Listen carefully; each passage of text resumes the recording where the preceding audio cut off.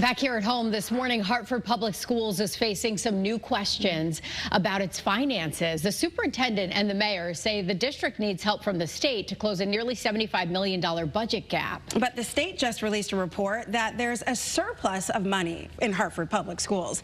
Your reporter Taylor Knight is live outside City Hall explaining what families need to know this morning, and that's a big discrepancy, Taylor.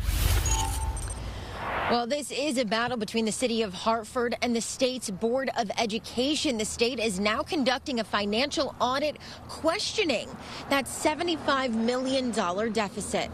Money troubles continue to plague Hartford Public Schools. The district says that it's facing a $75 million deficit. School leaders are hoping the state will help by increasing its education cost-sharing grant, which hasn't increased since 2013, and put more money towards internal special education programs.